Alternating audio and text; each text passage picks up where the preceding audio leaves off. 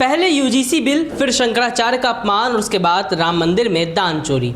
ये वो बड़े मामले हैं जिनके आधार पर ऐसी चर्चाएं हैं कि यूपी इलेक्शन में बीजेपी के सबसे विश्वसनीय वोट बैंक कहे जाने वाले ब्राह्मण वोटर्स का साथ अब भाजपा के पक्ष में नहीं है। राजनीतिक गलियारों में हलचल ये भी है कि ब्राह्मण बीजेपी से नाराज हैं, तो अब इन्हीं सब पहलुओं का फायदा उठाने के लिए सपा ने बड़ा कदम उठा लिया है।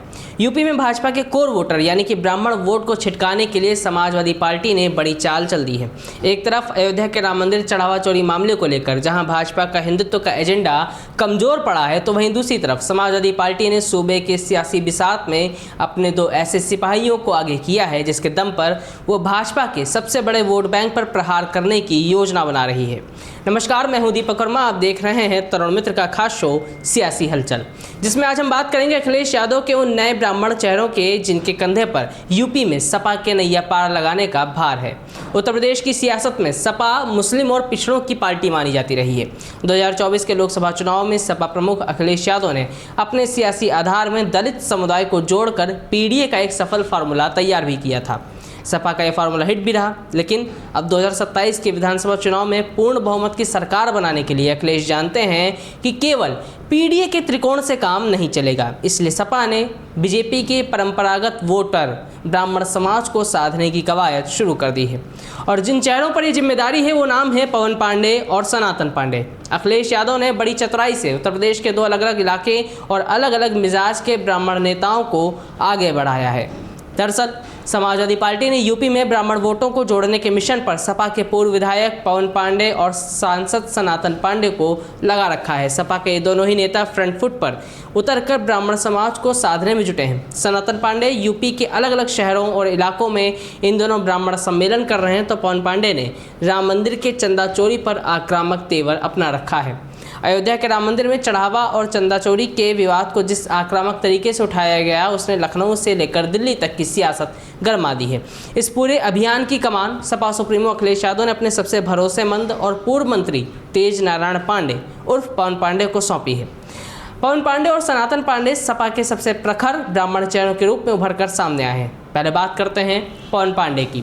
पवन पांडे ने अपने राजनीतिक सफर की शुरुआत लखनऊ विश्वविद्यालय से की और साल 2012 में अयोध्या जैसी प्रतिष्ठित सीट पर भाजपा को हराकर सनसनी फैला दी थी, जिसके बाद अखिलेश यादव ने उन्हें अपनी कैबिनेट में मंत्री भी बनाया।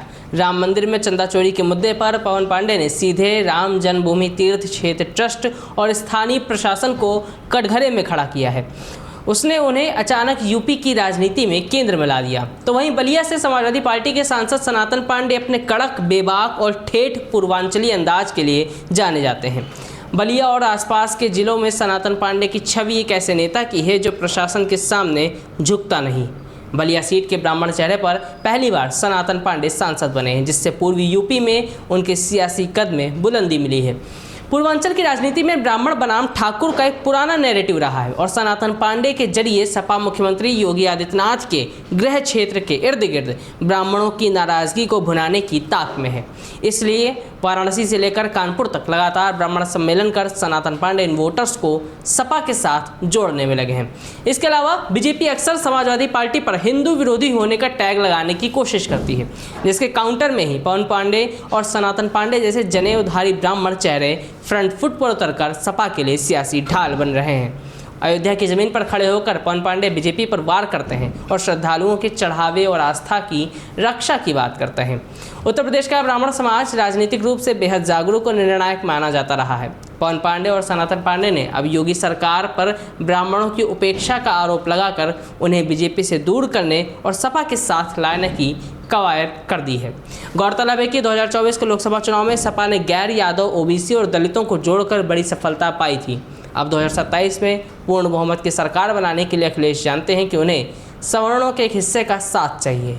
पवन पांडे और सनातन पांडे के जरिए अखिलेश यादव अपने पीडीए फार्मूले को और अधिक समावेशी बनाने की जुगत में है। इसके साथ ही सपा केवल जातियों के नैरेटिव में नहीं उलझना चाहती। राम मंदिर के चंदा चोरी से लेकर युवाओं के बीच पेपर लीक, बेरोजगारी और संविदा भर्तियों का मुद्दा उठाकर दोनों नेता सवर्ण युवाओं को भी पार्टी से जोड़ रहे हैं। ये रणनीति सपा के मूल कैडर के बाहर एक सर्व समाज की छवि बनाने में मदद कर रही है। फिलहाल समाजवादी पार्टी की सारी तिकड़मबाजी कितनी कारगर रहती है ये तो आने वाले चुनाव में ही पता चलेगा। लेकिन आपको क्या लगता है कि अखिलेश यादव राम मंदिर दान चोरी का मामला उठाकर और ब्राह्मण चेहरों को आगे करके भारतीय जनता पार्टी के ब्राह्मण वोट बैंक को तोड़ पाएंगे?